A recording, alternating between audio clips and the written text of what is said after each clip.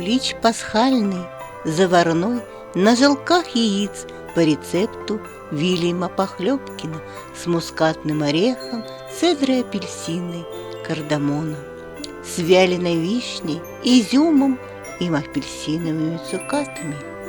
Влажный, волокнистый, невероятно вкусный и ароматный. Друзья, ровно год назад я издала этот шорт с этим замечательным куличом, и многие из вас меня просили сделать полный видеорецепт. И сегодня, друзья, пришло время исполнить ваше желание. Это классический рецепт, и по нему готовили не только наши бабушки и прабабушки, но, я думаю, даже прапрабабушки. И этот кулич до сих пор не потерял свою актуальность. И его нельзя назвать легким. Несмотря на свою воздушную структуру, этот кулич влажный и тяжелый, такой, какой и должен быть. И сегодня мы с вами вместе не только приготовим кулич, но и узнаем, что же за секретные методы и компоненты в нем использованы и почему он до сих пор не потерял свою актуальность. Друзья мои, я снова рада с вами встретиться на моем канале «Записки пользователя» или «В гениальный кулинар». Меня зовут Пульхерия. Для приготовления кулича нам потребуются вот эти ингредиенты. Список ингредиентов также будет в информационном блоке в описании. Начнем мы приготовление самого секретного ингредиента, который не даст долго черстветь нашему куличу. И это будет заварная основа. Для заварной основы нам потребуется 50 граммов муки и 100 мл молока. Все ингредиенты мы берем из общего количества. Муку заливаем кипящим молоком и размешиваем муку быстрыми движениями. Размешиваем до тех пор, пока не войдет вся мука и консистенция не станет вот такой вот однородной. Далее заварку снимаем с плиты и немного ее охлаждаем. Следующим нашим секретным компонентом является опара. Именно она активирует наши дрожжи, запустит процесс их размножения, потому что в опаре отсутствует сдоба, которая препятствует развитию дрожжей. Они размножатся в нужном количестве и уже справятся в дальнейшем с большим количеством сдобы. Берем 50 граммов муки, добавляем к ним 8 граммов дрожжей и 100 граммов молока. Все это перемешиваем. Молоко у нас холодное, из холодильника. Теперь добавляем в опару подостывшую заварную основу, но она у нас еще достаточно теплая. Температура у нас сравняется и будет необходимая температура для активации дрожжей. Она составляет 30-38 градусов Цельсия. Все тщательно перемешиваем до полной однородности и убираем опару в теплое место, предварительно накрыв ее крышкой или полотенцем, или пленкой. Опара должна увеличиться в объеме в 2-3 раза. И пока у нас поднимается опара, приготовим следующий компонент – это желтковая заливка. Для нее нам потребуется 5 желтков и 1 белок, 130 граммов сахара, 25 граммов ванильного сахара и 6 граммов соли.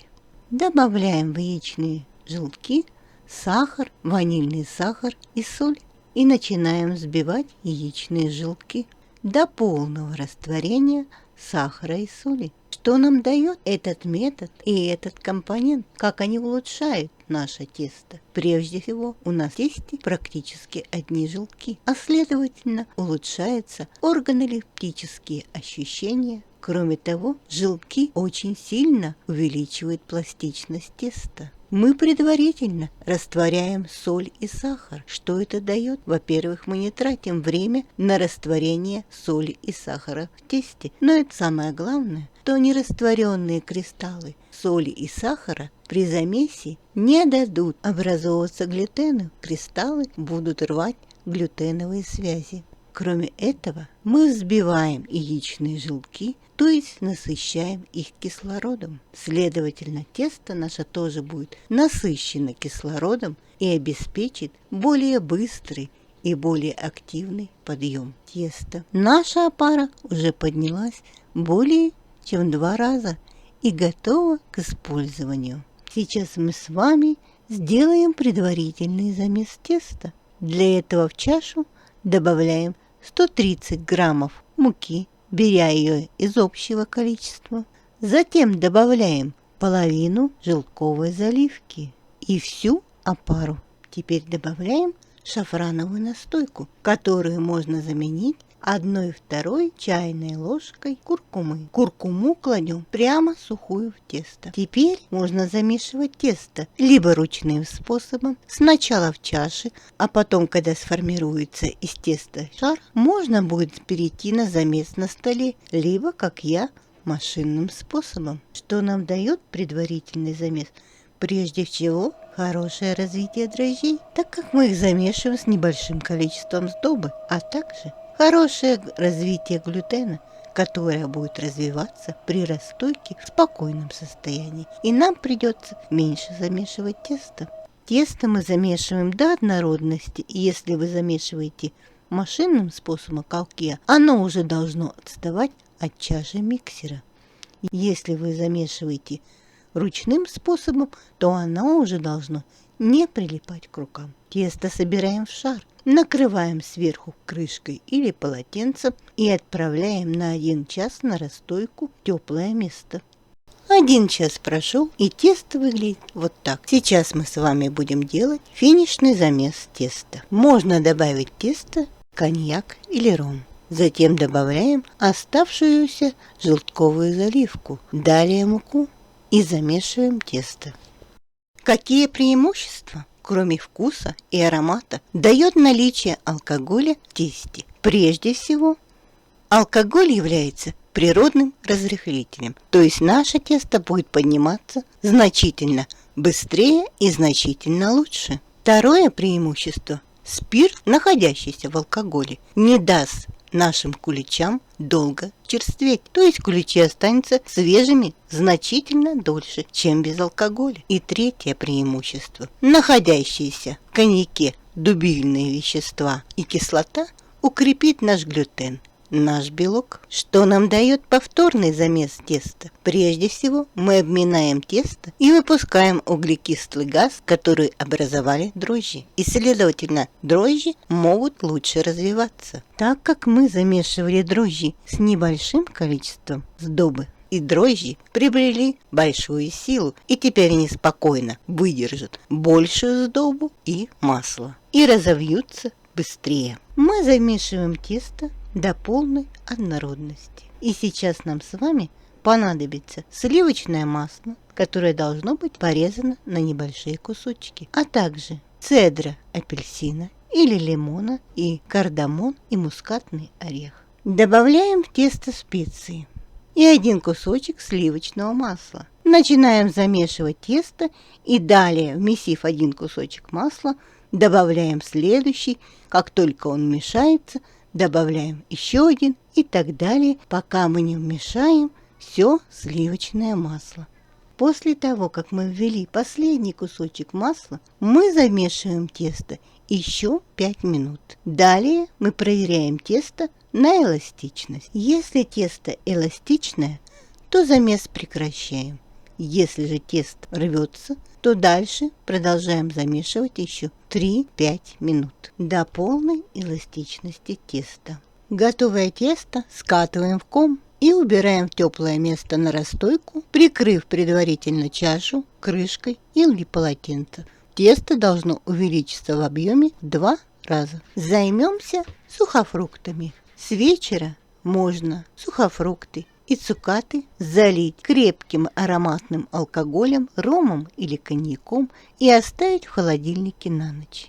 Или сделать, как я. Заливаем изюм кипятком, оставляем на 15 минут, затем сливаем воду, обсушиваем в полотенце, добавляем 2 столовые ложки муки и перемешиваем. В книге Вильяма Похлебкина рекомендовано вот столько сухофруктов. Для меня это очень мало. Я добавляю их в разы больше. Какое количество я добавляю сухофруктов, вы можете посмотреть в описании под видео. Начинка.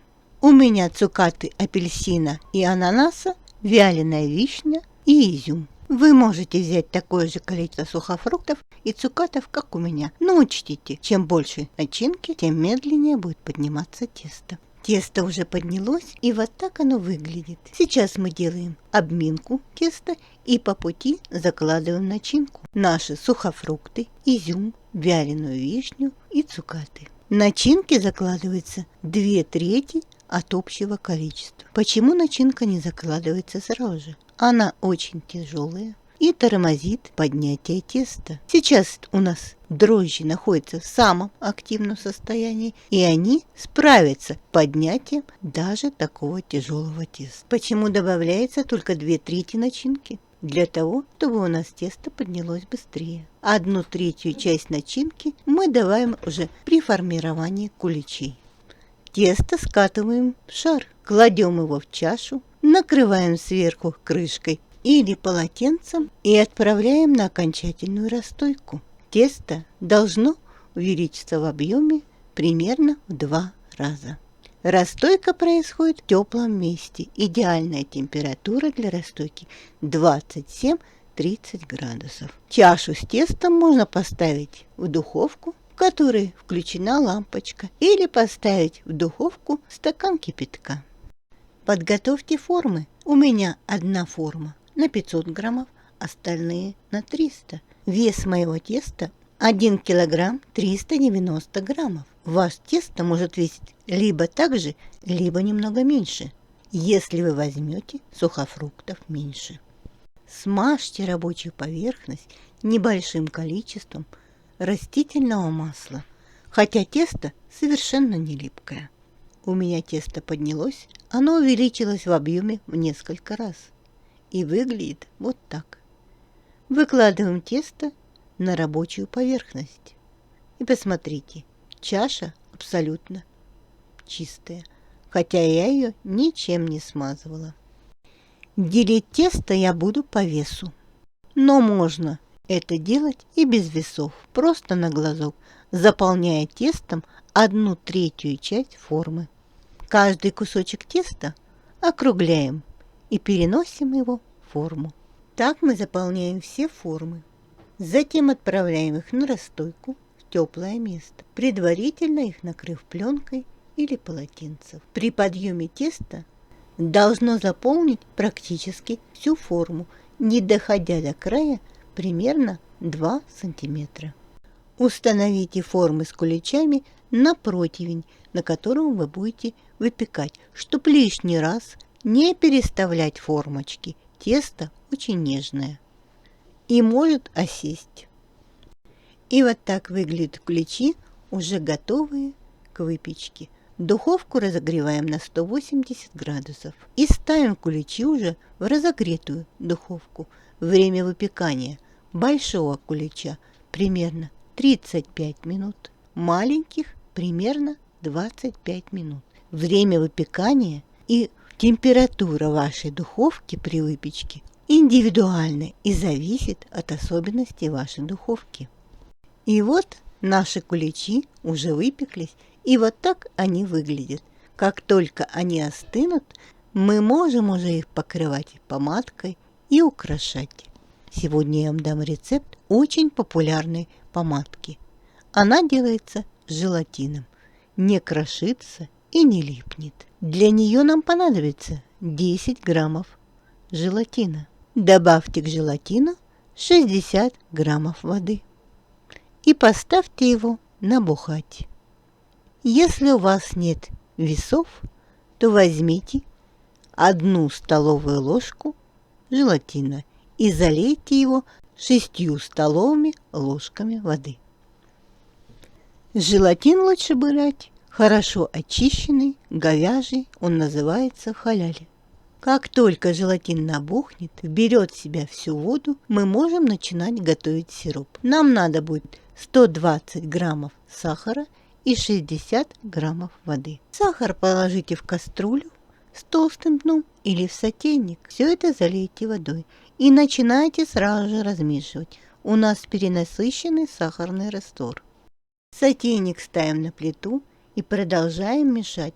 Нам необходимо, чтобы сахар растворился до закипания. После закипания мешать нельзя. Как только сироп закипит по всей поверхности сиропа должны быть пузыри. Мы замечаем ровно 2 минуты. Далее сироп снимаем, охлаждаем его 3 минуты, затем добавляем набухший желатин, размешиваем его до полного растворения и далее начинаем взбивать сироп. Вначале сироп будет очень жидким и совершенно прозрачным, но затем, по мере взбивания, он будет густеть и становиться белым и непрозрачным.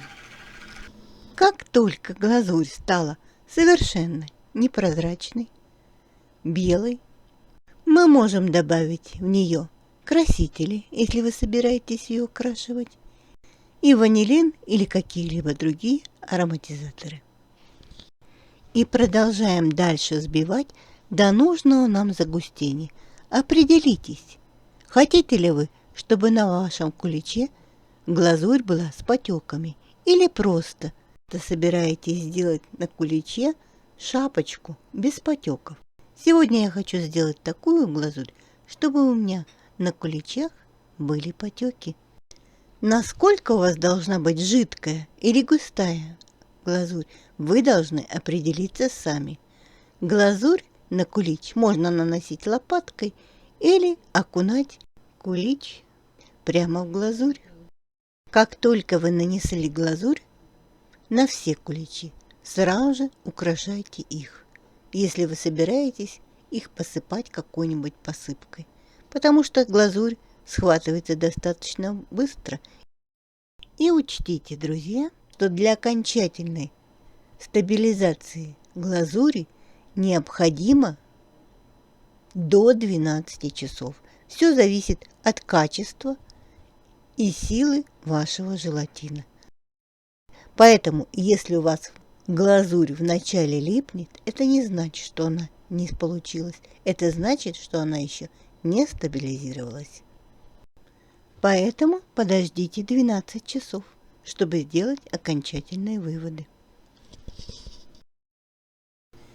Друзья мои, мы с вами приготовили кулич по классическому, проверенному рецепту годами и поколениями.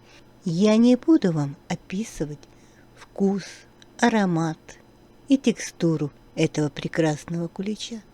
Вы можете его приготовить сами и попробовать. И, возможно, вы будете готовить только этот кулич. Но я люблю разнообразие, поэтому посмотрите, у меня есть на канале плейлист «Куличи». В нем есть разные куличи, простые, сложные, но все очень вкусные. И, возможно, какой-то другой кулич станет у вас фаворитом. Приятного аппетита, друзья! Готовьте с удовольствием. И помните, что вы гениальны, поэтому у вас все получится. Друзья, я с вами прощаюсь, но вы продолжайте смотреть дальше. Впереди самое интересное – разрез. С вами была Пульхерия. До новых встреч, друзья! Встретимся в новом видео. Пока-пока!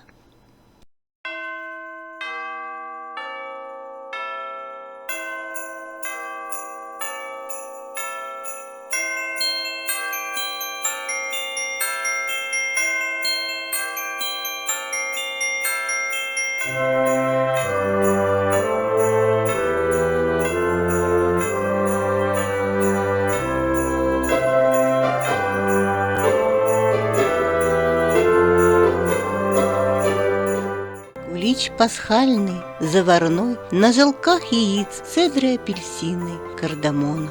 По рецепту Вильяма Похлебкина с мускатным орехом, с вяленой вишней, изюмом и апельсиновыми цукатами. невероятно вкусный и ароматный, волокнистый, влажный. А какой кулич любите вы? Какой был на вашем праздничном столе?